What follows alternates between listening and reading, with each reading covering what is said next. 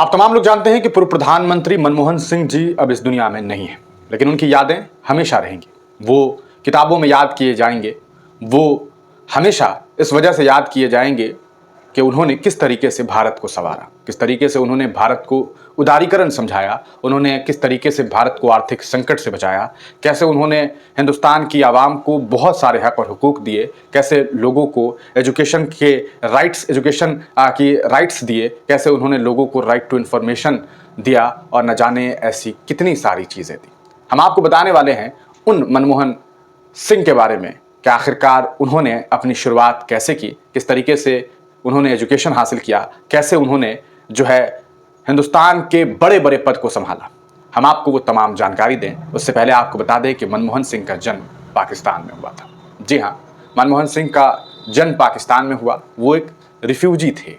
जी, वो एक रिफ्यूजी थे जो बाद में भारत के प्रधानमंत्री बने। 26 दिसंबर 2024, समय रात्रि 9:51। उन्होंने हिंदुस्तान की राजधानी दिल्ली में स्थित एम्स में आखिरी सांस ली और इस दुनिया को अलविदा कह दिया। 92 साल की उम्र में मनमोहन सिंह के जाने के बाद हिंदुस्तान की आंखें नम हो गई।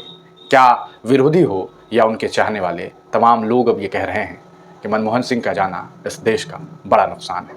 वजह साफ है, क्योंकि जिस वक्त देश आर्थिक संकट से गुजर रहा था, उस वक्त मनमोहन सिंह फाइनेंस मिनिस्टर बने और इस देश को एक ऐसे संकट से निकाला जिससे निकलना बेहद मुश्किल था। यही वजह है कि दुनिया के सबसे मजबूत मुल्कों में शुमार अमेरिका के राष्ट्रपति बराक ओबामा ये कहते थे कि जब मनमोहन सिंह बोलते थे तो सारी दुनिया उन्हें सुनती थी। ये वजह थी, इसके पीछे की वजह थी उनके अंदर इकोनॉमिक्स का ज्ञान। अर्थव्यवस्था को जितना मनमोहन सिंह समझते थे, जितनी नज़दीक से कहा जा सकता है कि मनमोहन सिंह ने अर्थव्यवस्था को देखा, शायद दुनिया के किसी अन्य व्यक्ति ने नहीं देखा होगा। मनमोहन सिंह को लेकर के हम तमाम जानकारी आपको देंगे ताकि आपको पता चल सके कि आखिरकार कैसे मनमोहन सिंह ने एक लंबे अरसे तक जो है अपना एजुकेशन हासिल किया और कैसे देश के सबसे बड़े पद पर गए। मनमोहन सिंह के बारे में आपको बता दें कि सन 1948 में उन्होंने मैट्रिकुलेशन जो है कंप्लीट किया। 1948 आज़ादी के 1 साल बाद। फिर उसके बाद उन्होंने 1952-54 के बीच जो है बैचलर्स और मास्टर्स जो है उन्होंने पंजाब यूनिवर्सिटी से पूरा किया। 1957 में उन्होंने इकोनॉमिक्स फ्रॉम कैम्ब्रिज यूनिवर्सिटी, आप सोच लीजिए, कैम्ब्रिज यूनिवर्सिटी से उन्होंने 1957 में इकोनॉमिक्स में डिग्री हासिल की। फिर उन्होंने 1957 में पंजाब यूनिवर्सिटी में एज ए टीचर ज्वाइन किया। जिस यूनिवर्सिटी से ग्रेजुएशन किया वहीं बाद में वो शिक्षक बन गए। उनके अंदर की काबिलियत आप इसे समझ सकते हैं। फिर उन्होंने 1962 में डिफिल किया और इकोनॉमिक्स में वो भी ऑक्सफोर्ड यूनिवर्सिटी से। 1963 में वो फिर पंजाब आए और इस बार वो पंजाब यूनिवर्सिटी में as a professor in economics जो है वो कार्यरत हुए। सन 1966 और 69 के बीच उन्होंने ज्वाइन किया UN conference on trade and development को लेकर के कॉन्फ्रेंस उन्होंने ज्वाइन किया।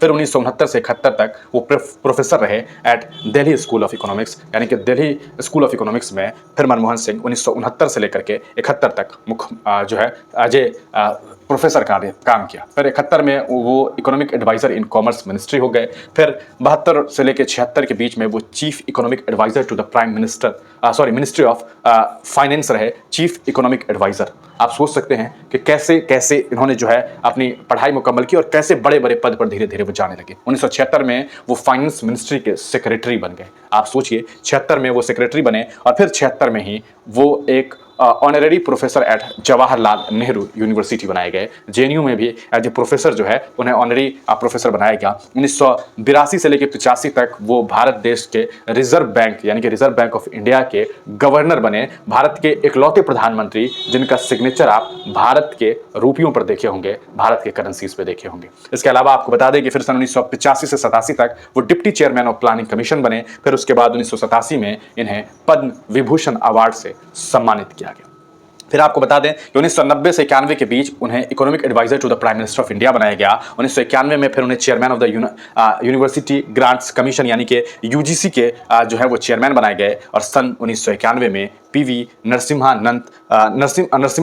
राव के प्रधानमंत्री कार्यकाल के दौरान उन्हें जो है वो फाइनेंस मिनिस्टर बनाया गया और राज्यसभा के वो मेंबर बने। बार बार बनते रहे, 6 बार वो राज्यसभा के मेंबर बने। 1995, 2001, 2007, 2012 और 2019 में जो है वो री-इलेक्टेड होते रहे, दोबारा बनते रहे। फिर मनमोहन सिंह जो है वो 1991 से लेकर के 96 तक उन्होंने इकोनॉमिक्स रिफॉर्म्स और एलिमिनेट्स परमिट राज, उन्होंने परमिट राज को खत्म किया और भारत को आर्थिक संकट से बहुत दूर जो है वो लेकर के आने लगे। 2004 देश के 14वें प्रधानमंत्री के तौर पर उन्होंने शपथ लिया। 2005 उन्होंने Indo US civil nuclear deal with US president George W Bush, उन्होंने न्यूक्लियर डील किया। ये एक बहुत बड़ी खबर उस वक्त सामने आई 2005 में। 2007 में India achieves GDP growth rate of 9% and becomes second fastest growing major economy in the world.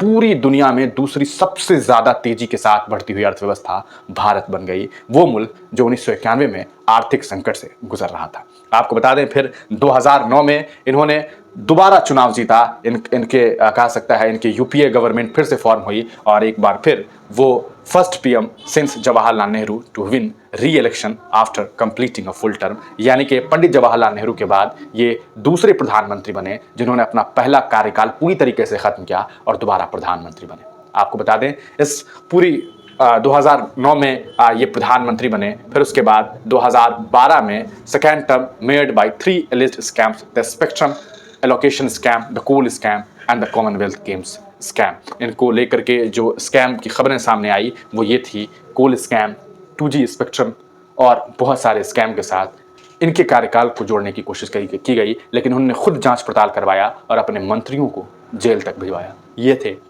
Manmohan Singh. आपको बता दें, 2014 receives the grand cordon of the order of the Paulownia flowers from Japan, और जापान से इन्हें जो है आप देखिए grand cordon of the order of the Paulownia flowers from Japan से इन्हें जो है वो मिला। इसके बाद 2014 में loses general election and resigns as a prime minister of India. 2014 में चुनाव हार गए, प्रधानमंत्री नरेंद्र मोदी ने जो है गद्दी संभाला और मनमोहन सिंह ने रिजिग्नेशन दे दिया। 2019 में दोबारा राज्यसभा के मेंबर जो है वो चुने गए। 2024 में अपना करियर इन्होंने जो है वो ख़त्म किया। NCS 33 year long parliament training और 33 साल तक वो संसद के हिस्सेदार रहे और आज देश में वो कहा जा सकता है नहीं है। उन्होंने इस दुनिया को छोड़ दिया है, लेकिन उनकी यादें हमेशा इस देश में रहेगी, इस देश की किताबों में रहेगी। इतिहास उन्हें हमेशा सुनहरे लफ्ज़ों में लिखेगा, ये कहते हुए कि जब देश को ज़रूरत थी मनमोहन सिंह ने इस देश का जम करके साथ दिया। आप क्या कुछ सोचते हैं? अपनी राय कमेंट सेक्शन में ज़रूर दीजिए।